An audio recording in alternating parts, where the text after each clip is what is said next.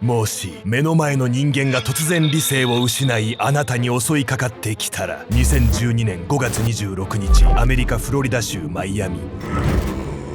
30度を超える猛暑の中、海沿いの幹線道路を車で走っていた男性は近くから聞こえる獣のようなうめき声に気づきました。なんだ。車を降り声のする高架下へ歩みを進める男性。次の瞬間彼は言葉を失いました。そこにはホームレスの男性に馬乗りになる全裸の男が。ホームレス男性は必死にもがきますが、男は人間のものとは思えない力で彼を押さえつけます。やめろ、何してるんだ。現場を目撃した男性は震える声でそう叫びました。その声に反応しゆっくりと顔を上げた全裸の男。同時にあらわになったホームレス男性の顔は 80% が食いちぎられていたのです。ホームレス男性を襲い顔面の 80% を食いちぎった男。彼を制御不能な怪物に変貌させた原因とは。男の中に潜んでいた狂気の正体、誰にも証明できなかったんです。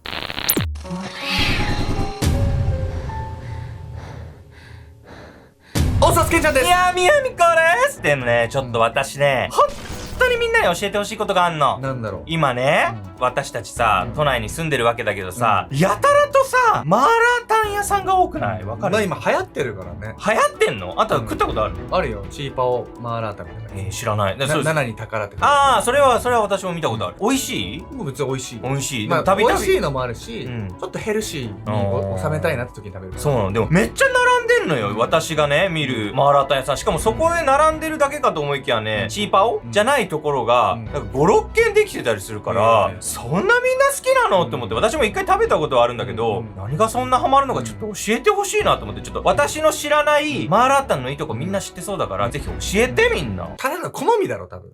今回はアメリカで起きたマイアミゾンビ事件をご紹介します。マイアミゾンビってさ、ウォーキングデッドみたいなことが実際に起きたってこと？まあ、犯人はね、人間ではあるんですけど、全裸の状態でね、襲いかかってきて、襲った人の顔面をね、食いちぎるそうなんです。ウォーキングデッドじゃない？ほんとやばいっすよね。これ事件の日ね、高速道路の高架下では、さながらね、ゾンビ映画のような光景が繰り広げられていたんです。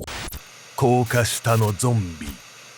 2012年5月26日アメリカフロリダ州マイアミ。午後2時、市街地とビーチを結ぶマッカーサーコーズウェイの高架下へ一人の警官が駆けつけました。男性2人の喧嘩と通報を受けていた警官は当初、よくある路上生活者同士のトラブルだと考えていたのですが、何してる？警官はその場の光景に目を疑いました。アスファルトの上に倒れたホームレス男性に馬乗りになる全裸の男。ホームレス男性の顔からは鮮血が滴り落ちていました。警察だ！今すぐその人を離せ！警官は銃を構えて何度も警告しますが、全裸の男はまるで聞こえないかのように動きを止めようとしません。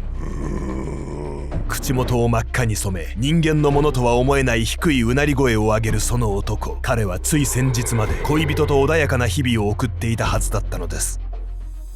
事件から5年前の2007年、フロリダ州ブロワード郡のアパートに一組のカップルが引っ越してきました。そのうちの男性の名はルディ・ユージーン。ここの一節、君はどう解釈する？テーブルの上に聖書を開き、恋人のリキア・クロスに問いかけるルディ。互いに敬虔なクリスチャンだった彼らは、自宅で頻繁に2人だけの聖書研究会を開いていました。幼少期から母親と教会に通い、その年になるまで毎日欠かさず祈りを捧げてきたルディは温厚で誠実な男性。それでいて高校時代はアメフトの選手としてフィールドを駆け回っていた活発な一面も。洗車場で働いていた彼はいつか自分の洗車ビジネスを立ち上げることが夢でした。一見して魅力的に見えるルディと恋人のリキアは出会って5ヶ月で同棲。将来は結婚を視野にささやかながら幸せな日々を送っていたのです。このルディって人がさ、ホームレスを襲った人ってこと？すごい真面目に見える人なのにそんなことするの？ルディのね、穏やかな人となりっていうのは実は表向きだけのものだったんです。周囲が抱く穏やかな印象とは裏腹に、ルディの心には深い闇が根を張っていました。きっかけは16歳の頃、母から告げられた次の一言。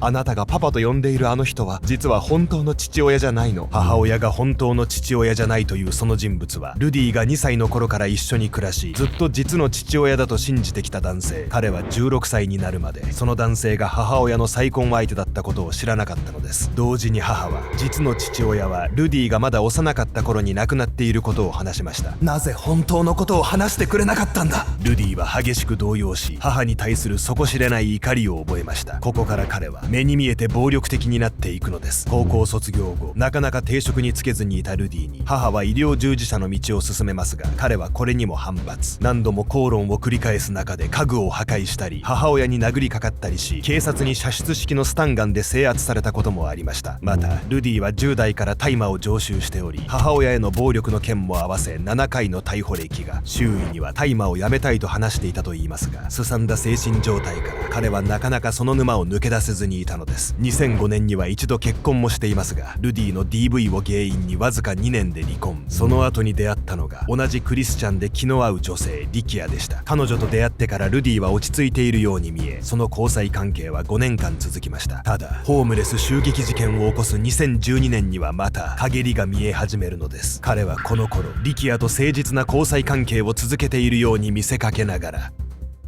別の女性の家へ通っていました。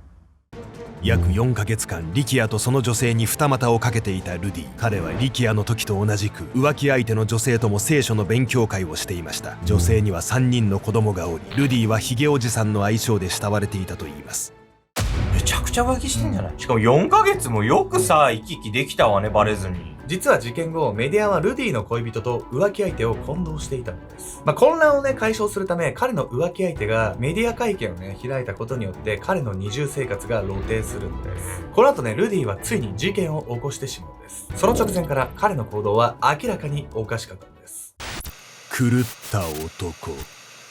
2012年5月26日の深夜2時頃、ルディはそれまでの5年間でリキアに見せていた穏やかな姿から様子を一変させました。何してるの？やめて！ルディはクローゼットを開け放ち、自分やリキアの衣服を取り出しては放り投げてを繰り返したのです。室内には衣服がぐちゃぐちゃに散乱している状態。ルディは恋人のリキアが何を言ってもその行動をやめようとせず、まるで何かを探しているかのように家中を荒らし回りました。そしてあるタイミングで突然ピタリと動きを止めたルディ。愛してるよ、また戻ってくるから。彼はリキアの方へ向き直り、彼女にキスをしました。ルディの手にはいつも大切に持ち歩いている聖書と聖句を書き留めたノートが。迎えた早朝6時、リキアは戸惑いながらも深く追求することはできないままルディを見送ったのです。ルディはそこから車に乗り、マイアミビーチで開催されている音楽フェスへ向かいました。彼は会場の熱気に身を委ね、特に変わった様子もなく、集まった人々と交流しているように見えたのですが、いや、明らかに精神状態が普通じゃないわね。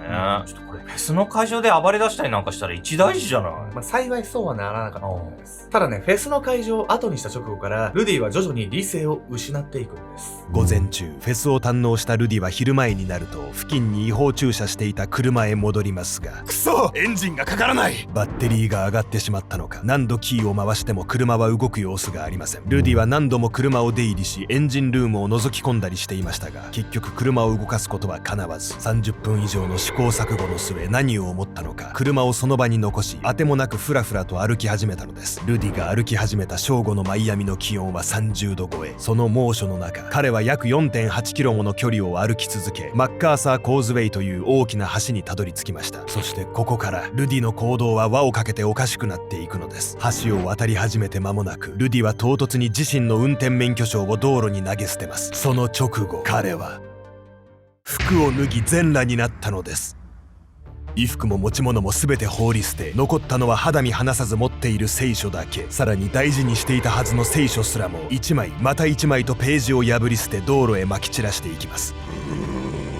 獣のようにうなり声を上げながらおぼつかない足取りで進んでいくルディ。そして橋を渡りきった後、彼はホームレスの男性が暮らしている道路の高架下へ。ホームレス男性のロナルド・ポッポは日陰になっているその場所で静かに休んでいました。そこへやってきたルディは彼ともともと知り合いだったかのような明るい笑顔で声を上げます。やあ、調子はどうだい？一糸まとわぬ姿のルディに戸惑うロナルド。するとルディは一言こう漏らしたのです。ビーチで何もかもうまくいかなかったんだ。その瞬間、彼の顔から笑顔は消えました。そしてお前のせいだ！全部お前が悪い！ルディは勢いよくロナルドに飛びかかり、彼を地面に押し倒したのです。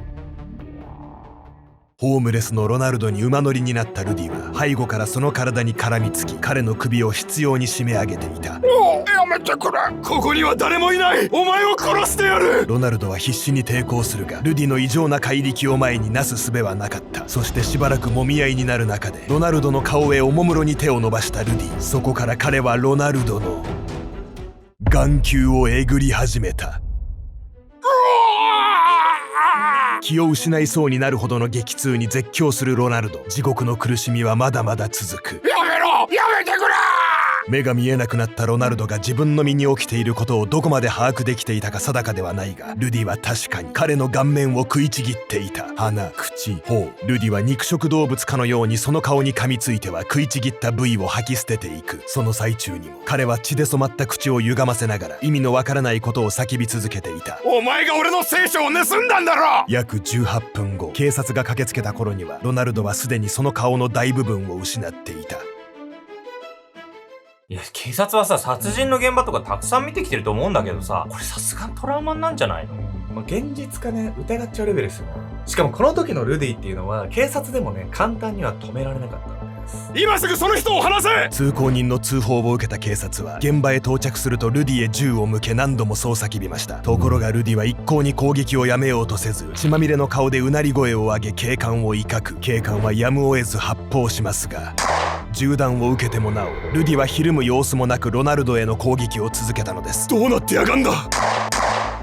警官は動揺しながらも一発、さらに一発と銃弾を撃ち込みました。そして6発目の銃弾が命中した時、ルディはようやく動きを止め、その場に崩れ落ちたのです。ルディはその場で絶命。ホームレス男性のロナルドは病院へ緊急搬送されますが、彼の顔はほとんど原形をとどめていませんでした。特に両目は深刻なダメージを受けており、左目は完全にえぐり出されている状態。まぶたも失っていたため、医師は頬や頭皮の皮膚組織を使い、残された右目を覆うための再建手術をしました。しかし結局ロナルドは右目の視力も失い、完全な盲目になってしまうのです。このほか警官がルディに向けて放った弾丸の2発はロナルドにも当たっており、彼は肋骨を2本骨折。数ヶ月にわたって命をつなぐための大規模な手術が繰り返されたのです。事件当日、突然全裸で移動し始めたかと思えば、まるで映画に登場するゾンビかのようにホームレス男性を襲い、その顔面を食いちぎったルディ。実は彼の行動はある違法薬物の症状に当てはまっていました。その薬物とは当時のアメリカで急速に蔓延していたバスソルトと呼ばれる合成麻薬。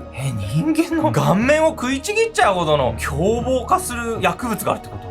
そうなんです。信じらんない。実は当時ね、マイアミではバスソルトが流行していたんです。というわけで本日のメトラキーワード、バスソルトについて。バスソルトとは合成カチノンという化合物を主成分とする合成麻薬。合成カチノンはアフリカなどで自生するカートという植物に含まれる成分を人工的に合成して作られるもの。法の目を逃れるために入浴剤を装って販売されていたことからバスソルトと呼ばれるようになりました。バスソルトを服用すると他の薬物と同様に一時的に高揚感が得られますが、その作用はコカインの10倍、非常に危険な副作用をもたらし、最悪の場合死に至ることもあります。バスソルトの副作用は主に強烈な被害妄想やパニックを伴う眩盲によって痛みを感じなくなったり、人間離れした怪力を発揮することも、また脳の体温調整機能を麻痺させる作用もあり、危険なレベルの高体温を招くこともあるといいます。事件当日のルディにはバスソルトの症状と多くの共通点がありました。全裸になったのは体温調整機能が麻痺して高体温になっていたため、さらにホームレス男性のロナルドが一切の抵抗も叶わなくなるほどの異常な怪力や、警官に銃で撃たれても痛みを感じず攻撃をやめなかったこと、また顔面を食いちぎる異常行動もバスソルトの症状の一つである脳を異常に興奮させる激越性眩盲と一致していました。このようにルディの機構は全て彼がバスソルトを服用していたとすれば説明がつくものだったのです。そして当然のごとくルディの司法解剖では毒物検査が行われたのですが、その際彼の体内からバスソルトは検出されませんでした。